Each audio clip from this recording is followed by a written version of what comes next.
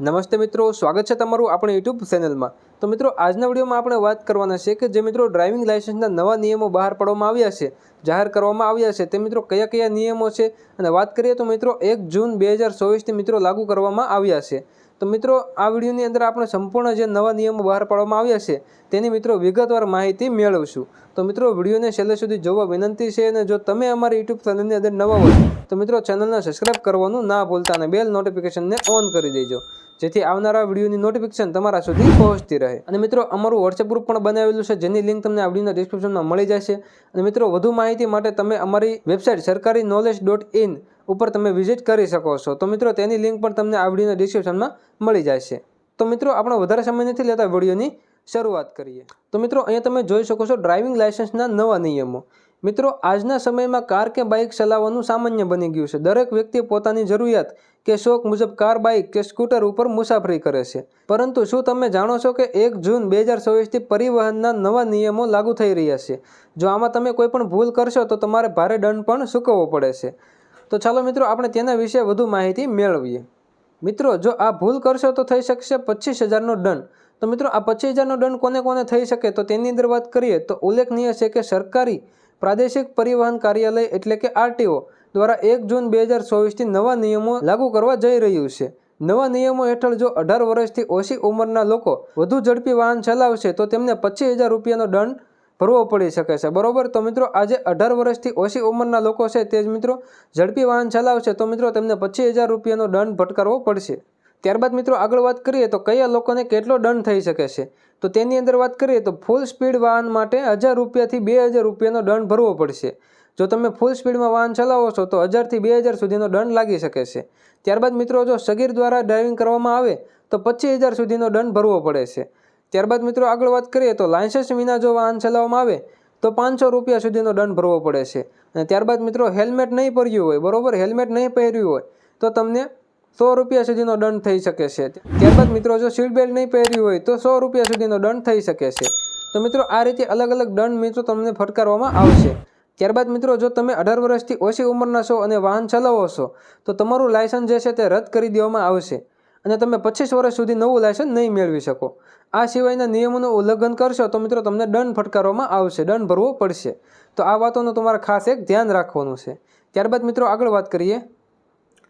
હવે મિત્રો તમારે ડ્રાઇવિંગ ટેસ્ટ આપવા માટે RTO નહીં જવું પડે। જો તમે મિત્રો ડ્રાઇવિંગ લાયસન્સ મેળવવાનું વિચારી રહ્યા હોય તો મિત્રો તમારે RTO ટેસ્ટ દેતા ડરતા હોય તો મિત્રો તમારા માટે સારા સમાચાર છે। સરકાર હવે આ પ્રક્રિયાને સરળ બનાવી રહી છે। ધારો કે તમે ડ્રાઇવિંગ શીખવા માંગો છો અને લાયસન્સ મેળવવા માંગો છો તો મિત્રો હવે ખાનગી સંસ્થામાં પણ મિત્રો તમે ડ્રાઇવિંગ ટેસ્ટ આપી શકો છો। તે મિત્રો કેવી રીતે આપી શકો છો તેની મિત્રો આપણે વિગતવાર વાત કરીએ। ત્યારબાદ મિત્રો ડ્રાઇવિંગ ટેસ્ટ હવે ક્યાં આપી શકાય, તો તેની અંદર વાત કરીએ તો ડ્રાઇવિંગ લાયસન્સના નવા નિયમ મુજબ 1 જૂન 2024થી તમે સરકાર દ્વારા માન્ય પ્રાપ્ત ખાનગી સંસ્થાઓમાં ડ્રાઇવિંગ લાયસન્સ માટેની ટેસ્ટ આપી શકો છો। મિત્રો સરકાર દ્વારા ખાનગી સંસ્થાઓ નક્કી કરવામાં આવશે અને ત્યાંથી તમે ડ્રાઇવિંગ ટેસ્ટ આપી શકશો। તેથી જો તમે લાયસન્સ લેવા માંગતા હોય તો તમે નવો વિકલ્પ પસંદ કરી શકો છો। આનાથી લાયસન્સ પ્રાપ્ત કરીને ડ્રાઈવર બનવાની મુસાફરી સરળ બની શકે છે। ત્યારબાદ મિત્રો આગળ વાત કરીએ તો હવે 16 વર્ષની ઉંમરે પણ ડ્રાઇવિંગ લાયસન્સ મળશે। જો કોઈ પણ વ્યક્તિ 18 વર્ષની હોય, બરોબર, તો તેમનું ડ્રાઇવિંગ લાયસન્સ મેળવી શકે છે। પરંતુ તમને એ ભાગ્યે જ ખબર હશે કે 50 સીસીની ક્ષમતાવાળી મોટરસાઇકલનું લાયસન્સ પણ 16 વર્ષની ઉંમરે મેળવી શકાય છે। જો તમારી પાસે 50 સીસીવાળી ક્ષમતાવાળી મોટરસાઇકલ હોય તો તમે પણ 16 વર્ષની ઉંમરે લાયસન્સ મેળવી શકો છો। જોકે તે લાયસન્સ 18 વર્ષ પછી તમારે અપડેટ કરાવવાનું રહેશે।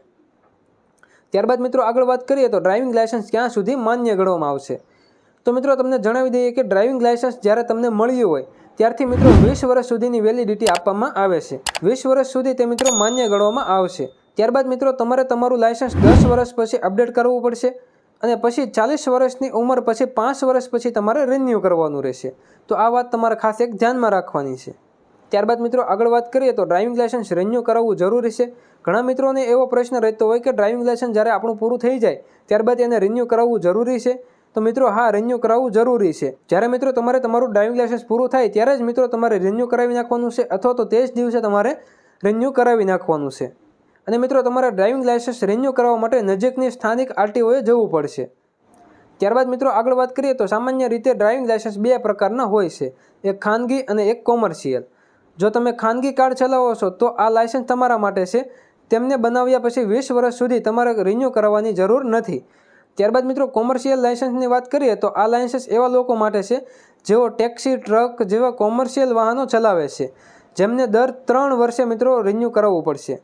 ત્યારબાદ મિત્રો આગળ વાત કરીએ તો જો તમારી પાસે કોમર્શિયલ લાયસન્સ છે અથવા તમારી ઉંમર 40થી વધુ છે તો લાયસન્સ રિન્યૂ કરતી વખતે તમારે ડૉક્ટરના આરોગ્ય તપાસ કરાવવી પડશે અને તબીબીનું પ્રમાણપત્ર સબમિટ કરવું પડશે. તો મિત્રો આટલા ડ્રાઇવિંગ લાયસન્સના નિયમોની અંદર ફેરફાર કરવામાં આવેલો છે. તો મિત્રો તમને સંપૂર્ણ માહિતી મળી ગઈ છે. હજી તમને કોઈ પણ પ્રશ્ન હોય તો તમે મને કોમેન્ટ બોક્સમાં જણાવી શકો છો. અને મિત્રો ચેનલની અંદર નવા હોય તો મિત્રો ચેનલને સબસ્ક્રાઇબ કરવાનું ના ભૂલતા અને બેલ નોટિફિકેશનને ઓન કરી દેજો, જેથી આવનારા વિડીયોની નોટિફિકેશન તમારા સુધી પહોંચતી રહે. અને મિત્રો આપણું વોટ્સએપ ગ્રુપ પણ બનાવેલું છે, જેની લિંક તમને આ વિડીયોના ડિસ્ક્રિપ્શનમાં મળી જશે. હજી સુધી તમે વોટ્સએપ ગ્રુપ જોઈન ન કર્યું હોય તો મિત્રો જોઈન કરી લેજો.